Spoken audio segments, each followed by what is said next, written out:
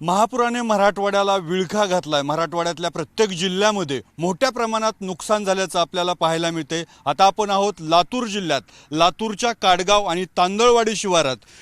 प्रामुख्याने मराठवाड्यातलं सोयाबीन हे प्रमुख पीक आहे आणि याच पिकाला या पावसाचा मोठा फटका बसलाय। 8 दिवसावर जे काढणीला आलेलं सोयाबीन आहे त्याचा अक्षरशः आता ते सोयाबीन सडून गेलंय आणि अजूनही शेत शिवारात पाणी आहे। त्यामुळे हे सोयाबीन शेताबाहेर काढणं सुद्धा शेतकऱ्यांसाठी मोठं कष्टाचं असणार आहे। तांदळवाडी शिवारातले काही शेतकरी आपल्या सोबत आहेत, त्यांच्याशी आपण संवाद साधू। किती क्षेत्रावर या सोयाबीनचं नुकसान झालंय आणि आता हे काढता येईल का बाहेर? काढणं तर काही शक्य नाही। हाही आता म्हणजे उगवलंय, वास मारायला सगळं खाली पाण्यामध्ये ही उगवलंय। हाही याचं म्हणजे आमच्या डोळ्यासमोर आता ही एवढं जर आमच्या लहान लेकरासारखं तळ हातातल्या फोडासारखं आम्ही जपलेलं पेरलेलं हे आज आमच्या समोर अक्षरशः म्हणजे आमच्या डोळ्यात पाणी आहे।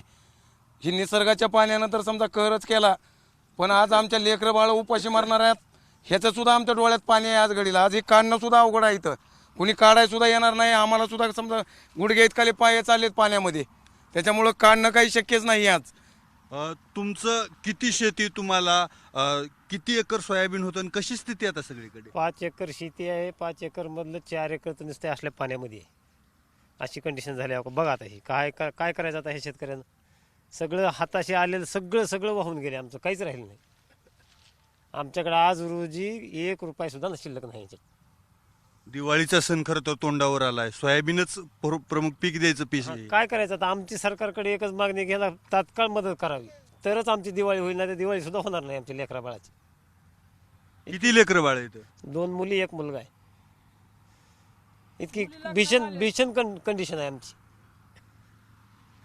असा पाऊस बघितला होता का कधी आणि किती नुकसान झालं? आता माझ्या जन्मापासून बी असा पाऊस नाही। मला कमीत कमी 70-75 वर्ष व्हायले, असा पाऊस कधीच नाही। इतकं नुकसान झालं की ते विचारूच नका। मला 6.5 एकर शेती आहे, समजा शेती माझं पाण्याखाली गेलेली आहे। तर यानं सरकारनं आम्हाला ताबडतोब याची पाणी करून मदत द्यावी। आणि समजा पाणी आहे आणि हे आजपासून नाही, 15-20 दिवसानं सारखंच पाणी आहे। पाऊस काही कम नाही, दररोजचे दररोज पाणी कुठंच जायला तयार नाही। तर याला होता होईल तेवढं शासनाने ह्याची मदत जाहीर करावी, नाही तर आमचं आता ही काढणी होत नाही ना, पेरणी होत नाही ना, दिवाळी होत नाही ना, आता आमचं पुढचं काहीच कुठलाच हे होत नाही। पर्याय नाही। सरकारी मंत्री येऊन गेले, काय मागणी तुमची? पुढचं संकट तुमचं किती मोठं आहे? आमचं संकट फार मोठं आहे। आमच्या संकटाला आता तोंड सरकारनंच द्यावं लागेल, नाहीतर आमचे खाण्यापिण्याचे सध्या रोटी रोजगार बंद आहे। मला 2 एकर फक्त शेती आहे, ती सगळी अशी पाण्यातच आहे माझी, आणि हे काढायला सुद्धा मुश्किलीची वाटणी आहे आता। आणि रोजचा पाऊस चालूच आहे, 1 बी दिवस असा पाऊस बंद नाही।